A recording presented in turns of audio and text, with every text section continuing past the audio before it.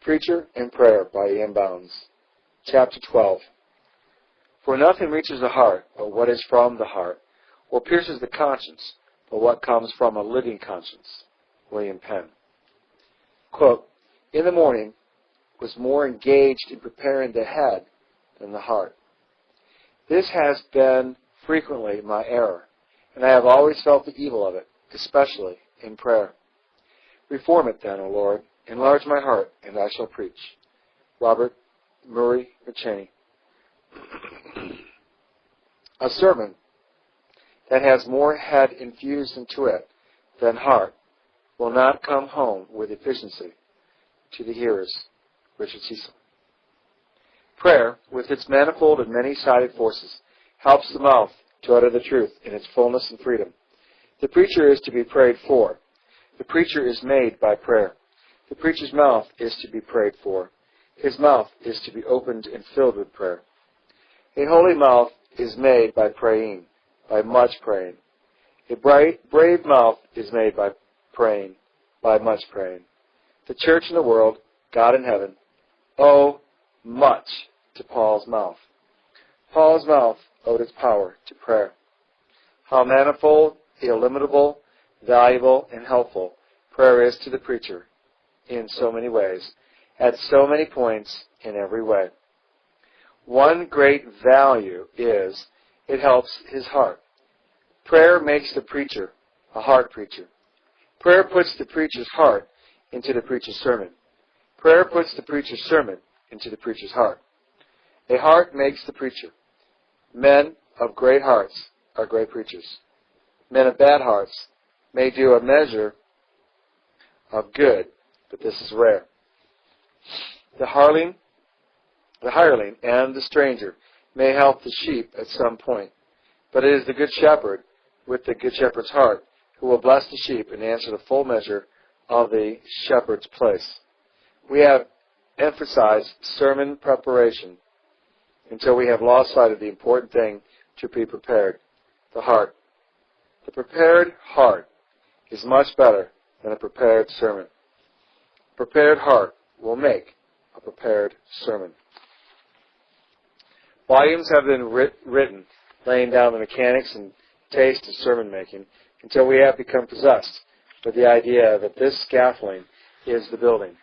The young preacher has been taught to lay out all his strength on the form, taste, and beauty of his sermon as a mechanical and intellectual product. We have thereby cultivated a vicious taste among the people and raised the clamor for talent instead of grace, eloquence instead of piety, rhetoric instead of revelation, reputation and brilliancy instead of holiness. By it we have lost the true idea of preaching, lost preaching power, lost pungency conviction for sin, lost a rich experience and elevated Christian character, lost the authority over conscience and lives which always result from genuine preaching. It would not do to say that preachers study too much. Some of them do not study at all. Others do not study enough. Numbers do not study the right way to show themselves workmen approved of God. But our great lack is not in head culture, but in heart culture.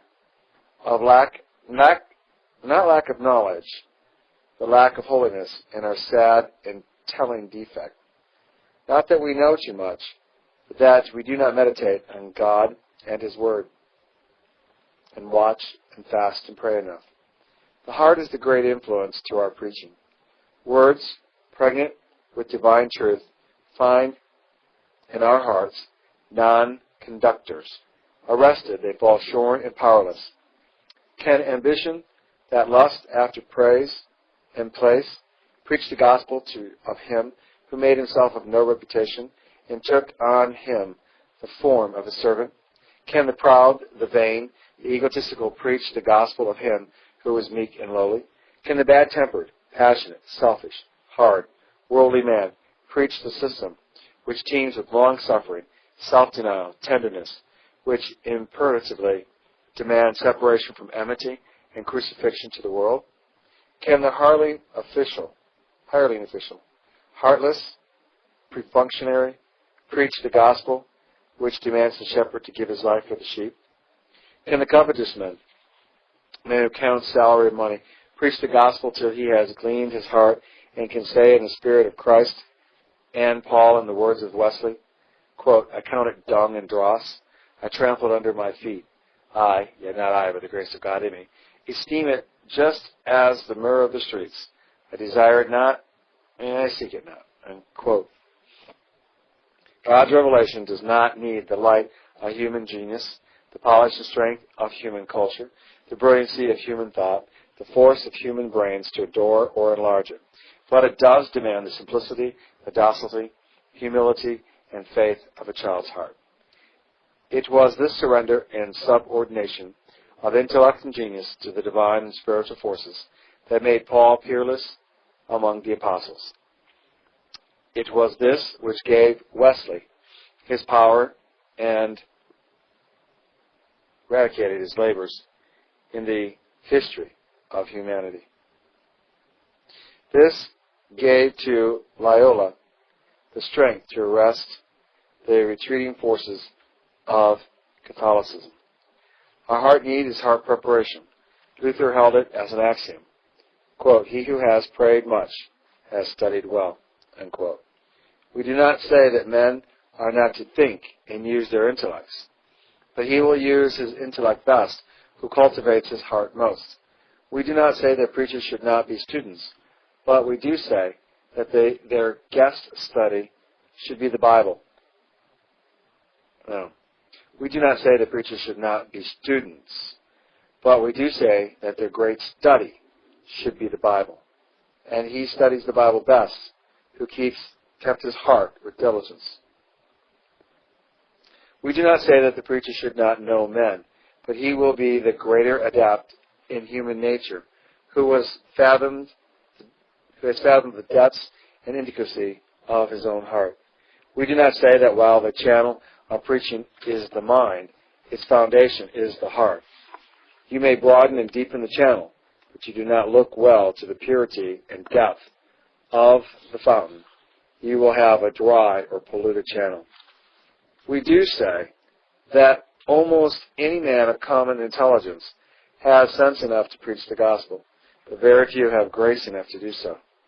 We do say that he who has struggled with his own heart and conquered it, who has taught it humility, faith, love, truth, mercy, sympathy, courage, who can pour the rich treasures of the heart thus trained through a manly intellect, all surcharged with the power of the gospel on the conscience of his hearers, such a one will be the truest, most successful preacher in the esteem of his Lord.